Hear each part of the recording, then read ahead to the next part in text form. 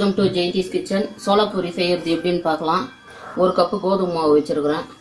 தேவையான அளவு சால்ட் எடுத்துக்கலாம். ரவை ஒரு 2 ஸ்பூனுக்கு மேலே ரவை இருக்குது. ஆயில் ஒரு 2 ஸ்பூன் விட்டுக்கலாம். இப்போ மாவு பிசைகிறது எப்படின்னு பார்க்கலாம்.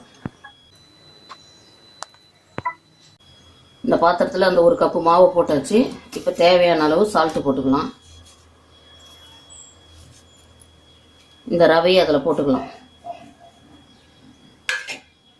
எல்லாத்தையும் கலந்துடலாம். கலந்துட்டு ஒரு 2 ஸ்பூன் எண்ணெய் அதில் விட்டுக்கலாம்.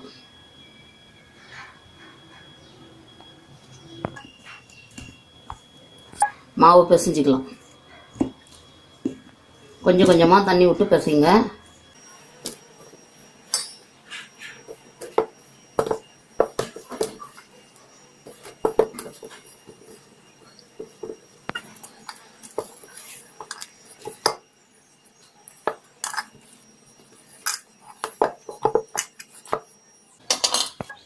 மாவை நல்லா இது மாதிரி கெட்டியாக பிசைஞ்சிக்கணும். இப்போ இந்த மாவு மேலே கொஞ்சமாக ஆயில் விட்டு அப்படியே நல்லா போட்டு பிசைஞ்சு வச்சிடணும். மாவு ஒரு அரை மணி நேரம் ஊறணும். அதுக்கப்புறம் நம்ம சோளா பூரி போட்டுக்கலாம். மாவு பிசைஞ்சு வச்சு அரை மணி நேரம் ஆயிடுச்சு. இப்போ இதை நல்லா பிசைஞ்சிக்கலாம் கையில் அழுத்தி. மாவு நல்லா பிசைஞ்சிட்டு இது மாதிரி நல்லா பிசைஞ்சிடணும்.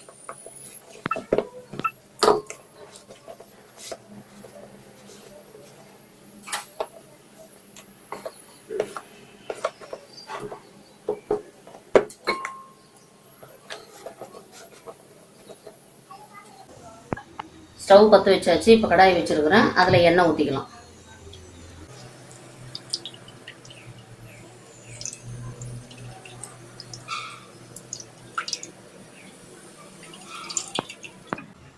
இப்போ மாவு உருண்டைங்களை கட் பண்ணி போட்டு வச்சு இப்போ ஒரு உருண்டை எடுத்து இந்த மாவில் தொட்டு திரட்டிக்கலாம்.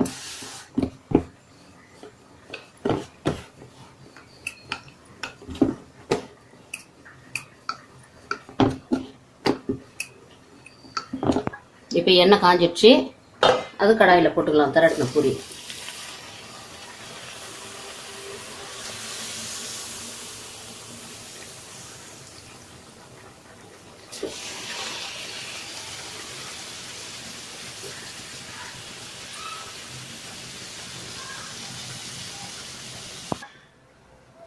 சோளா பூரி எண்ணெயில் போட்டு எடுத்தோன்னே எப்படி இப்போ புசு புசுன்னு இருக்குது பாருங்கள் பூரி. இதுக்கு சிக்கன் குழம்பு வச்சு சர்வ் பண்ணிடலாம்.